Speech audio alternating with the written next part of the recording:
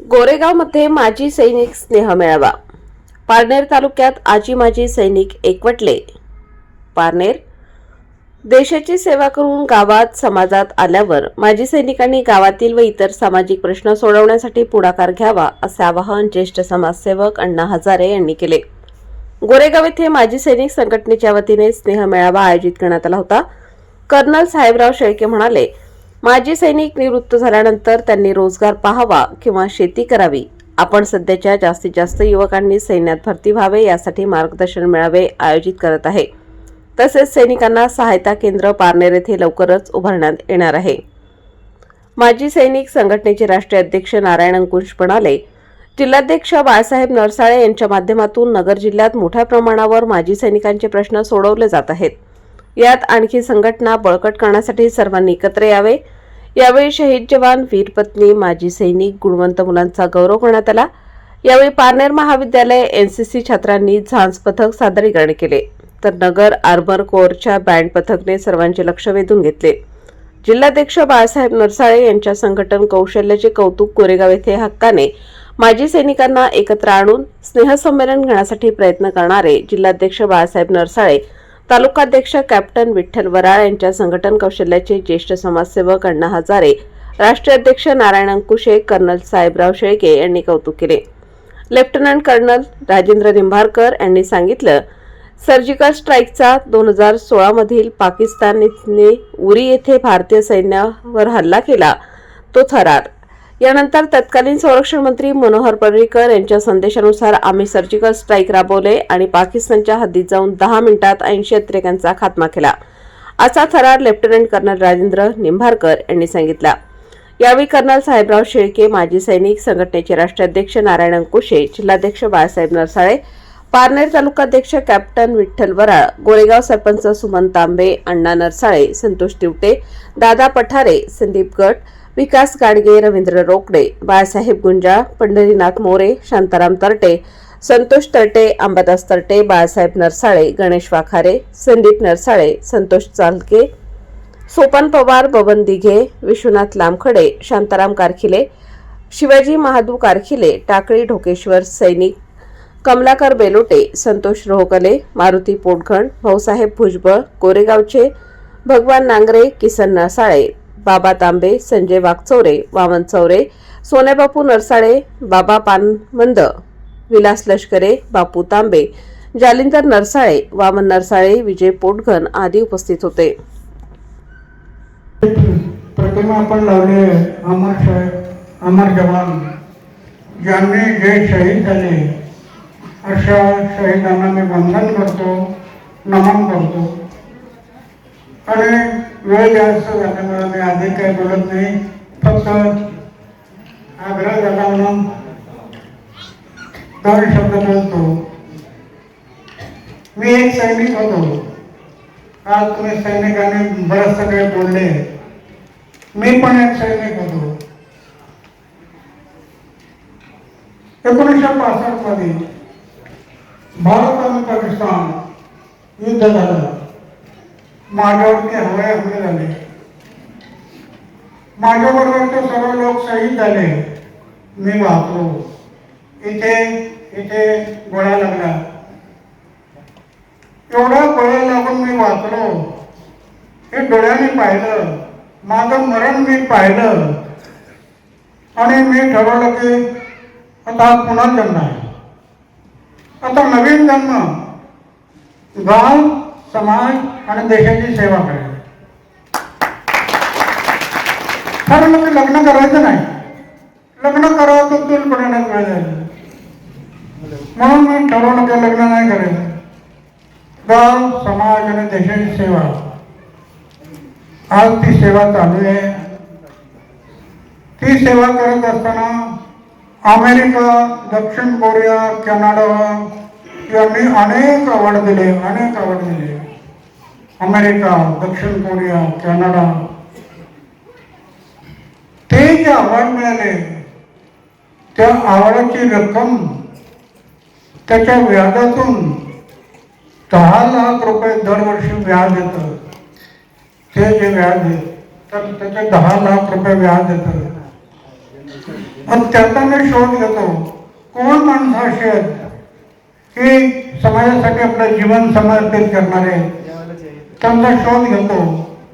आणि जे पुरस्काराचे पैसे आहेत त्यातला पहिला पुरस्कार 2 लाख, दुसरा पुरस्कार 1.5 लाख, तिसरा पुरस्कार 1 लाख आणि चौथा पुरस्कार 1 लाख. हे सगळं दरवर्षी वितरित करतो. ठेवत नाही. माझं नाही तर मी कशाला ठेवलं? समाजाने दिलं, समाजाला अर्पण करायचं. त्याच्यामुळं माझ्या जीवनात जो आनंद आहे ना, आनंद, अरे लखपती करोडपतीला मिळत नसेल तो मी अनुभव करतो. माझ्या किती आनंद आहे हे अनुभव करतो. आजपर्यंत 90 वर्षाच्या वयात खोकला नाही, पडसं नाही, ताप नाही, थंडी नाही, हे कशाचा परिणाम आहे? आनंद. आनंदात म्हणतात सगळे माणसं रस्त्याने पळतात आनंदासाठी, पळतानी सगळे पळतात आनंदासाठी. पण आनंद शोधतात कुठं? बाहेर. अरे खरा आनंद बाहेर नाही, खरा आनंद आपल्या आतमध्ये आहे. तो सेवेतून मिळतो. सेवेमध्ये मानवसेवा, जनसेवा. जनसेवा ही ईश्वराची पूजा आहे. ती पूजा तुम्ही जेवढे कराल तेवढा गावाचा विकास होईल, समाजाचा विकास होईल, देशाचा विकास. बऱ्याच लोकांनी गावाबद्दल बोलले.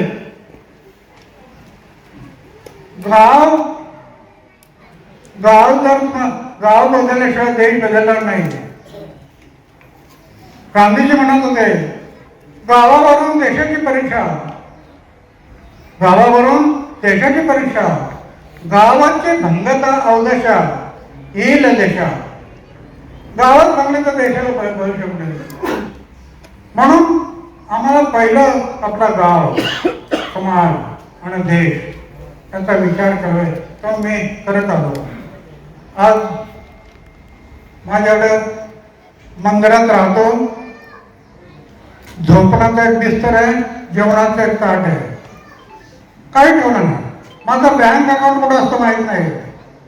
एवढे अवॉर्ड मिळाले, करोडो रुपये अवॉर्ड मिळाले, पण माझा बँक अकाउंट कुठं असतं माहीत नाही. पण आनंद एवढा आहे जीवनामध्ये, लखपती करोडपतीला सुद्धा मिळत नसेल तो आनंद मी अनुभवतो माझ्या आयुष्यात. तर किती आहे, कसं आहे, शब्दांनी व्यक्त होत नाही. कारण मी हे तुम्ही सैनिक आहेत, तुमच्यापैकी काही जणांना शक्य झालं तर या. ते काम एक गावात झालेलं काम कसं आहे, ज्या गावात 35 दारूच्या भट्ट्या होत्या, 35 दारूच्या भट्ट्या, 35 दारूच्या भट्ट्या आहेत. गावात सगळं विखुरलेलं आहे. अशा गावात आज 22 वर्ष झालं बिडी, सिगरेट, तंबाखू विक्रीला नाही. कुठच्या दुकानात बिडी नाही, सिगरेट नाही, तंबाखू. सिगरेट पिला पहिला झाला असं कधी ऐकलं का? करतो. बिडी पिला पहिला झाला कोणी ऐकलं का? करतो. त्याला कारण मनाला लगावलं. मन फार चंचल आहे, तेज आहे. त्या मनाला लगाम, मी माझ्या मनाला लगाम लावला म्हणून ठरवलं की लग्न नाही करायचं. घरच्या लोकांनी एवढा आग्रह केला, मुली आणलं आपल्याला, मला पसंत नाही, नाकारले. आज किती काम मोठं झालं.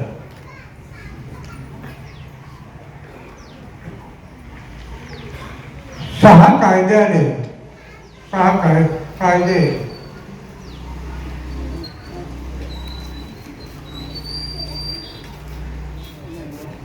दप्तर दिरंगाई, बदलांचा कायदा, लोकपाल, लोकायुक्त, असे 6 कायदे आले.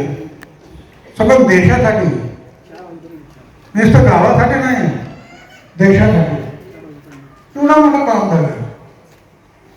आज लोकपाल सारखा कायदा सगळं देशाला मिळालं. पण त्यासाठी 12 वर्ष लढलो दिल्लीमध्ये. आणि 12 वर्ष लढून तो कायदा आणला समाजाच्या भल्यासाठी. आज तुम्ही लोकपाल लोकपाल लोकायुक्त वाचा, त्याप्रमाणे काय करता येईल ते करा. वेळ अधिक झालेला आहे, मी अधिक काही बोलत नाही. माझी विनंती एकच आहे, तुम्ही प्रतिज्ञा केली संघटना बघायचं, गावामध्ये संघटन, जिल्ह्यामध्ये संघटन, तालुका संघटन, संघटन फार महत्वाचं आहे. संघटनेशिवाय शक्ती वाढत नाही. पण हे संघटन बघताना ज्यांनी हे संघटन करायचं त्यांचे आचार शुद्ध पाहिजे, शुद्ध आचार, विचार शुद्ध पाहिजे, जीवन निष्कलंक पाहिजे, निष्कलंक जीवनात त्याग पाहिजे, अपमान वेळाची शक्ती पाहिजे. हे गुण असेल तर तुमच्या शब्दाला बदल येईल. शुद्ध आचार, शुद्ध विचार, निष्कलंक जीवन, जीवनात त्याग, अपमान वेळाची शक्ती, हे गुण जर तुमच्या ठिकाणी असतील तर तुमच्या शब्दाला बदल येईल. आता पहा ना, मी एक स्थिर माणूस आहे, मंदिरात राहणार, पण एक शब्द टाकला तर मोडत नाही कोणी. तर किती मोठा अधिकारी असतो कोण मोडत नाही. कारण आचार शुद्ध आहे, विचार शुद्ध आहे, जीवन निष्कलंक आहे, जीवनात त्याग आहे, अपमानपत्राची शक्ती आहे आणि सत्याच्या मार्गाने चालणार आहे. सत्य सत्य कधी सोडायचं नाही. आता ह्या होण्यावर जर असताना तर नाही. म्हणून जे संघटन करायचं ते संघटन करताना या सर्व गोष्टींचा विचार करून संघटन करा. मग राळेगणसारखे गावं, असे अनेक बाजार हिऱ्यासारखे गाव. कारण गांधीजी म्हणत होते, गावावरून देशाची परीक्षा, गावावरून देशाची परीक्षा, गावाची भंगता अवकाशा येईल देशा. गावात भंगता देशाला बघितलं, गावात बदलावं लागतील. गाव बदलल्याशिवाय देश बदलणार नाही. म्हणून हे तुम्ही जो विचार करता त्यामध्ये ह्या गोष्टींचा विचार करा. अधिक काही बोलत नाही, वेळ जास्त झाल्यामुळं. पण तुम्हाला अधिक काही चर्चा करायची असेल तर कधी वेळ मिळाला करायचं असतं. प्रत्येक मिटिंगला नारायण अंकोशीचे उपस्थित होता आणि माझ्या बरोबर मी आज गर्वाने सांगतो की प्रत्येक वेळेस आपले नरसाळे साहेब माझ्या बरोबर मंत्रालयात होते. म्हणजे हा सर्व सैनिकांचा खारीचा वाटा आहे. आणि मित्रांनो, मला एकच सांगायचं आहे की आपण एवढं मोठं काम करू शकतो. तर आज सर्वात मोठं चॅलेंज आहे की रोजगाराचं चॅलेंज आहे. आज अग्निवीर 4 वर्ष, अग्निवीरला 4च वर्ष दिलेले आहेत. आणि सैनिक किती रिटायर झाला तर वयाच्या 32, 33, 34, 40, 45 मध्ये रिटायर होतो. मग पुढे त्यांनी करायचं काय? मग त्याच्यासाठी आपण एकत्र येऊन, मी तुम्हाला सांगू इच्छितो, खूप काय करायसारखे. आपण जर इन्फ्रास्ट्रक्चर मध्ये उतरलो, म्हणजे इन्फ्रास्ट्रक्चर काय, जगामध्ये भारत देश हा नंबर 2 ला इन्फ्रास्ट्रक्चर मध्ये. म्हणजे ते रोडचे, ब्रिजचे, स्कूलचे ह्याचे काम करण्यासाठी प्रत्येक जिल्ह्याला डीपीडीसी मध्ये हजारो करोडचं बजेट आहे. डीपीडीसी म्हणजे जिल्ह्याचा विकासासाठी बजेट पडण्याचं, त्याचा अध्यक्ष असतो जिल्ह्याचा पालकमंत्री आणि कलेक्टर आहे. जर आज पारनेरची संघटना एकत्र येऊन जर जिल्हाधिकारी किंवा आपल्या पालकमंत्र्याकडे तुम्ही 10 माणसं एक प्रतिनिधी मंडळ केलं आणि त्यांना सांगितलं, साहेब तुम्ही आम्हाला रोजगार देऊ शकत नाही, तुम्ही आम्हाला काम द्या, तर हजारो सैनिकांना काम भेटेल. जर 10% डीपीडीसीचं बजेट आज अहमदनगर जिल्ह्याला कमीत कमी 2000 कोटीचं आहे, त्यांना विनंती केली. आज विखे पाटील साहेब आपल्या जिल्ह्याचे पालकमंत्री आहेत, त्यांना जर विनंती केली, साहेब आम्हाला रोजगार द्या आमच्या सैनिकाला आम्हाला, तर विखे पाटील साहेब कधी नाही म्हणणार नाही. पण आपण कधी प्रयत्नच केला नाही. मग जर 2% बजेट म्हणलं तर 200 कोटी, 200 कोटीचं बजेट झालं तर प्रत्येक सैनिक हा पुढे जाऊ शकतो. बेरोजगारी सैनिकांमध्ये संपत. तसंच मी खास करून आज कोडगल साहेबांना मी महाराष्ट्रातल्या सर्व सैनिकांच्या वतीने त्यांना शुभेच्छा देऊ शकतो, त्यांचा आदर करतो. का तर महाराष्ट्रातले जेवढे आमचे 44 बस आहेत, सगळ्यात जास्त खारीचा वाटा साहेब तुमचा आहे. आणि पारनेर तालुक्यातल्या 8 बचत गटाला बस दिलेल्या आहेत साहेब. ही खूप मोठी मोलाची आहे. तर आज आपल्याला जर आपल्याकडून आज एवढे पारनेर आपले साहेब आहेत, पुन्हा आपले ओराड साहेब आहेत, नरसाळे साहेब आहेत. अहो नरसाळे साहेब दिवस रात्र, आज मी सांगतो, नरसाळे साहेबांना ज्या दिवशी म्हणजे मागच्या 10 वर्षामध्ये आम्ही नगर जिल्ह्याचा अध्यक्ष करतो, त्या 10 वर्षापासून सैनिकासाठी दिवस रात्र माझ्या बरोबर काम करतात. तर आपण काम सर्व करतो पण प्लॅनिंगला काम करत नाही. ज्या दिवशी आपण प्लॅनिंगला काम करतो त्या दिवशी इतिहास घडायला वेळ लागणार नाही. आज मी तुम्हाला आवर्जून आमच्या महिला भगिनीला सांगू इच्छितो की आपल्याला लाडक्या बहिणीची सवलती नाही, पण त्याच्यापेक्षा आपण डबल बेनिफिट घेऊ शकतो ना. आज आपल्या डिपार्टमेंटला 215 कोटी पडलेले आहेत. साहेब जेवढे होतात तेवढे तुम्ही बचत गट तयार करा. म्हणजे आज आमच्या लाडक्या बहिणीला कमीत कमी 3000 सैनिक कल्याणच्या वतीनेच भेटते. पण कधी भेटते? ज्या वेळेस तुम्ही उद्योगातून बचत गटातून काहीतरी काम करता. दुसरं मी तुम्हाला सांगू इच्छितो, ज्या वेळेस आपली 2000च्या पहिली पिढी रिझर्वेशन करून जात नव्हती ट्रेनमध्ये, 2004 नंतर सरकारनं आर्मीने सांगितलं पहिलं वॉरंट 50 दिवस 60 दिवस अगोदर घ्या, सुट्टी 90 दिवस अगोदर सँक्शन होती, रिझर्वेशन शिवाय जायचं नाही. आणि आजची नवीन पिढी फ्लाईट शिवाय जात नाहीये. का? तर जेवढा ट्रेनला खर्च जेवढा वेळ घालायचा आहे त्याच्यापेक्षा फ्लाईटनं बसलं की 2 तासात कुठं बी पोहोचतंय. त्यामुळे वेळ वाचतो, पैसा वाचतो. मग आज आपल्या भारतीय सेनेमध्ये 15 लाख सैनिक आहेत जवळपास, आणि त्यातला जवळपास 30% सैनिक फ्लाईटनं आज प्रवास करतात. अहो आपल्याच घरचा जर प्लॅटफॉर्म आपण यूज केला, माझं आर्मी कमांडर साहेबाबरोबर बोलणं झालं, नेव्हीचे जे व्हाईस चीफ आहेत आपले त्यांच्या बरोबर बोलणं झालं, आणि आपल्याला मार्गदर्शन सरच येतात. कारण सरच माझ्या डोक्यात ही कल्पना घातली की आपण आयटी मध्ये, आजची दिवस आयटीचा काळ आहे, हा काळ आयटीचा आहे. प्रत्येकापाशी मोबाईल आहे, प्रत्येक मेसेज करतो, टेक्स्ट करतो, व्हिडिओ जो पाहतो, सगळं हे काम आयटीच आहे. जरी आपण करत नसलो तर आपल्या येणाऱ्या पुढच्या पिढीला फक्त भारतीय सेनेचं तिकीट बुकिंगचं जरी आपण काम केलं, छोटंसं काम जे आपलं काम आहे ते केलं तरी आपल्या येणाऱ्या पिढीला हजारो मुलांना नोकऱ्या भेटतात. किती आपल्या हक्काचं येते, मग आपण हक्काचं दुसऱ्याला का द्यायचं? गडकरी साहेब मागच्या वेळेस म्हणले, अंकुश साहेब तुम्ही किती कोणतं काम आणा मी काम तुम्हाला देईन, पण जर गेलो तर एकटा अंकुश साहेब पळून फायदा नाही त्याचा. हो, टीम पाहिजे. मग टीम मध्ये काय आहे की आमचे वराड साहेबांसारखे पाहिजे, तर नरसाळे साहेब पाहिजे, प्रत्येक संघटनेची एक टीम पाहिजे. जर ही टीम आपण एकत्र केली तर महाराष्ट्राचा इतिहास घडायला वेळ लागणार नाहीये. मी तुम्हाला सैनिकच जागृत झाले अलीकडच्या काळामध्ये, आणि प्रत्येक गावोगावी संघटना स्थापन केल्या. येणाऱ्या प्रत्येक सेवानिवृत्त सैनिकाचा मान सन्मान वाढवण्यासाठी त्यांचं भव्य दिव्य असं स्वागत केलं, गावामध्ये करू लागले. त्यामुळं काय झालं, एक समाजामध्ये चांगला मेसेज गेला, सैनिक एकत्रित झाला, सैनिक संघटित झाला. ही खूप चांगली गोष्ट आहे. आणि हे सैनिक संघटना किंवा संस्था या माध्यमातून आपण एक शैक्षणिक, एक सांस्कृतिक, त्याचप्रमाणे आरोग्य या विषयावरती सुद्धा काम करायला पाहिजे. क्रीडा क्षेत्रात सुद्धा काम केलं पाहिजे. शारीरिक याचा प्रसार आणि प्रचार सुद्धा आपण केला पाहिजे. आणि आपल्यामध्ये ते सर्व स्किल आहे, पोटेन्शियल आहे, आपण त्या संस्थेच्या, या संघटनेच्या मार्फत नक्कीच केलं पाहिजे असं मला वाटतंय. तुम्हाला अगदी अलीकडचं उदाहरण देऊ सांगतो की मी निवड या गावचं आहे, पारनेर तालुका निवडचं. त्या ठिकाणी 25,000 लोकसंख्येचं गाव आहे. क्रीडा संकुलन, लोकसभा क्रीडा संकुलन त्या ठिकाणी उभं केलं, आणि गावातल्या सर्व लोकांनी आमच्यावर विश्वास टाकला. सभागृहातून आम्हाला आमच्याकडे पैसे दिले. आमचे जे सैनिक सहकारी त्यांनी रात्रंदिवस काम केलं, आणि खूप मोठा क्रीडा संकुलन एक सभागृहातून आम्ही त्या ठिकाणी तयार केलं, आणि त्याचं लोकार्पण विशेष म्हणजे पद्मभूषण अण्णासाहेब हजारे साहेब यांच्या हस्ते आम्ही त्या ठिकाणी केलं. म्हणजे एक सैनिक काय करू शकतो. त्यानंतर बाबुळवाडे, पारनेर या ठिकाणी बाबुळवाडे या ठिकाणी देखील त्या धर्तीवरती एक क्रीडा संकुलन उभं राहिलं. एक सैनिक काय करू शकतो हे अण्णांनी आपल्याला वेळोवेळी दाखवून दिले. अण्णांचं फार महान आहे, खूप मोठा त्याग आहे. पण आपण एक खारीचा वाटा आपण आपल्या सैनिकांसाठी, आपल्या समाजासाठी काहीतरी केलं पाहिजे, म्हणून आपण एकत्रित झालं पाहिजे. या उद्देशानेच या संस्थेची आम्ही स्थापना केलेली आहे. यानंतर माझे सैनिक सहायता केंद्र चालवणे याची काळाची काय गरज आहे. पूर्वी माझी सैनिकांची संख्या फार कमी होती.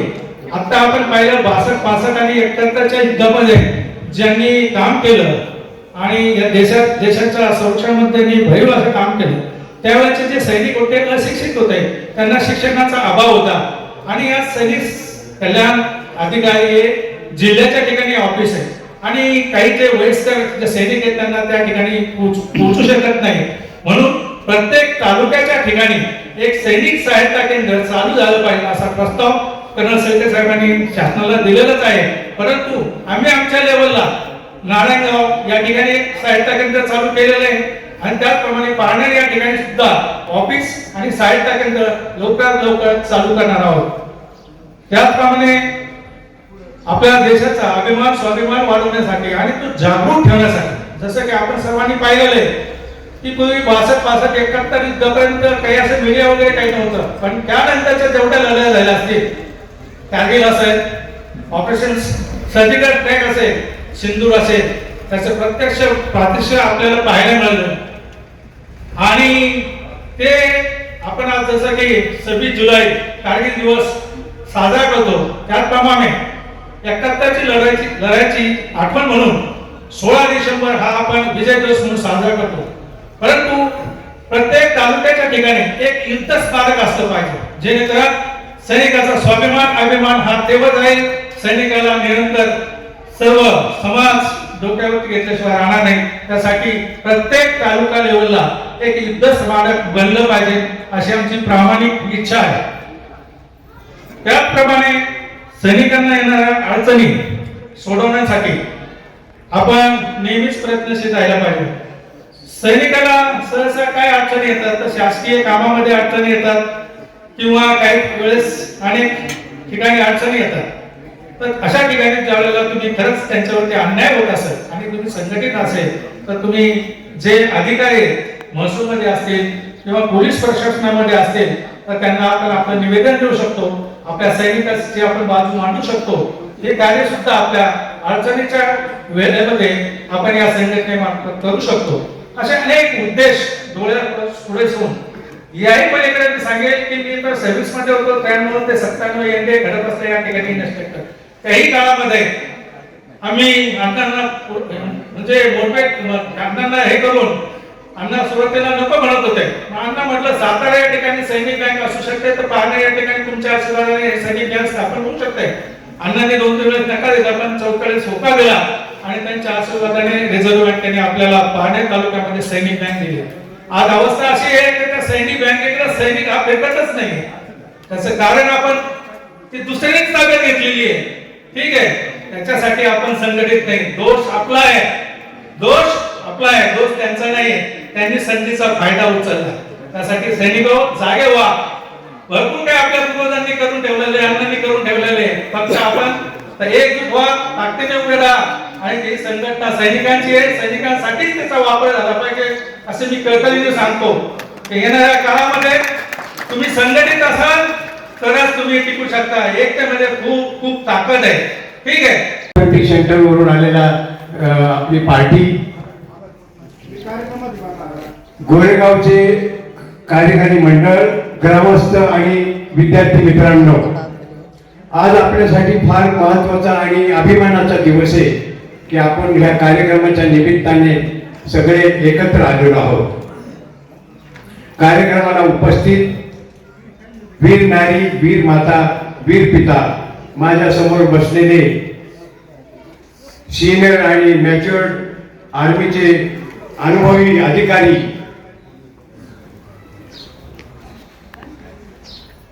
मी आपल्याला वेळेअभावी 2-4 गोष्टी सांगू इच्छितो. मी रिटायरमेंट नंतर पारनेर तालुक्यामध्ये माझ्या मार्गदर्शनाखाली 32 सैनिक संघटना आणि 10 महिला बचत गट आज कार्यरत आहेत आणि गावच्या लेवलला उत्तम प्रकारे कार्य करत आहेत. याच्या पुढे एक कदम जाऊन आम्ही पारनेर तालुका आजी माजी सैनिक सेवा संघ संस्था आता स्थापन करतोय. एक स्ट्रॉंग टीम तयार करतोय ज्याच्या प्लॅटफॉर्मवरून सामाजिक आणि शैक्षणिक क्षेत्रात कामं केली जातील. सैनिकांसाठी माझ्या 50 वर्षाच्या सैनिकी अनुभवातून सांगतो की ज्या वेळेला आपले सैनिक रिटायर्ड होऊन येतात त्यांच्यासाठी खूप सारे ऑप्शन आहेत, पण 2-3 ऑप्शन मी तुम्हाला सांगतो की ज्या सैनिकांचं वय कमी आहे आणि ज्यांच्याकडे एज्युकेशन शिक्षण आहे अशा सैनिकांनी परत नोकऱ्या कराव्यात. कारण आपल्या नोकऱ्या चांगल्या करू शकतो, आपल्याला नोकरीची सवय लागलेली आहे आणि ग्रामीण भागामध्ये आपल्याला जोडधंदा पाहिजे. म्हणून ज्या सैनिकांचं वय कमी आहे आणि शिक्षण चांगल्या प्रकारे आहे अशा सैनिकांनी परत शासनामध्ये किंवा प्रायव्हेटमध्ये नोकऱ्या कराव्यात. दुसरं ऑप्शन, ज्या सैनिकांचं वय जास्त आहे ज्यांच्याकडे शिक्षण नाहीये अशा सैनिकांनी आपल्या परिवारामध्ये प्रेमाने राहून शेती उद्योग करावा. कारण फ्युचरमध्ये आपल्याला सांगू इच्छितो की शेती हा एक खूप मोठा तुम्हाला खूप मोठं एक हे येणार आहे, ऑपॉर्च्युनिटी आहे. शेतीची खूप मोठी ऑपॉर्च्युनिटी येणार आहे भविष्यामध्ये. तिसरा ऑप्शन, तिसरी ऑपॉर्च्युनिटी आहे की ज्या सैनिकांकडे ते आर्थिकदृष्ट्या व्यवस्थित आहे आणि ज्यांच्याकडे लघु उद्योग करून स्वयंरोजगार करण्याची क्षमता आहे अशा सैनिकांनी उद्योजक बनावा. जसे आपले नारायण अंकोचे साहेब त्या फील्डमध्ये काम करतात, अशा फील्डमध्ये त्या लोकांनी जावा जे आर्थिकदृष्ट्या थोडेसे बरे आहेत आणि ज्यांना लघु उद्योग स्वयंरोजगार करून उद्योजक बनायचे. कारण त्याला गव्हर्नमेंटच्या सबसिडी खूप आहे, फॅसिलिटी खूप आहेत. आपल्याला याच्या पुढे जाऊन सांगू इच्छितो की मी विभागात बरेच वर्ष नोकरी केली, सामान्य प्रशासन विभागामध्ये मीटिंग अटेंड केल्या. शासनाचं म्हणणं काय तुम्हाला सांगतो. ते म्हणतात तुमची कामं करण्यासाठी केंद्र सरकार, राज्य सरकार, केंद्रीय सैनिक बोर्ड, राज्य सैनिक बोर्ड, जिल्हा सैनिक बोर्ड आणि कित्येक सामाजिक संस्था तुमची कामं करतात. तुम्ही तुमच्या गावच्या लेवलला कामं करा, तुमच्या गावामध्ये जे प्रॉब्लेम आहेत ते सॉल्व्ह करा सैनिकांनी. त्याचं उदाहरण आपल्याला अण्णांनी घालून दिले. एक सैनिक सेवानिवृत्त होण्यानंतर काय करू शकतो हे उदाहरण अण्णांनी जगाला दाखवून दिले. एकदा अण्णांसाठी जोरदार टाळ्या होऊन द्या. एक माजी सैनिक काय करू शकतो हे जगाला अण्णांनी दाखवून दिले.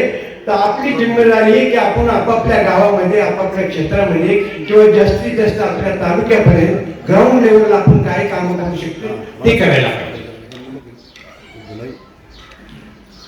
मी आजच्या कार्यक्रमाच्या माध्यमातून शेवटी हे सांगतो की आम्ही एक ही चांगली सुरुवात केलेली आहे आणि ह्या प्लॅटफॉर्मवरून आम्ही पुढे जाणार आहे. मी तुम्हाला सांगतो की मी डिपार्टमेंट ऑफ सैनिक वेलफेअर महाराष्ट्र राज्याला 4 प्रपोजल दिल्यात आणि ते प्रशासनापर्यंत पोहोचले. त्यात प्लीज त्यात पहिला प्रपोजल आहे की ज्या ठिकाणी, ज्या तालुक्याला खूप मोठ्या प्रमाणात आजी माजी सैनिक आणि त्यांचे परिवार राहतात तिथं सीएजी कॅन्टीन फॅसिलिटी करायला पाहिजे.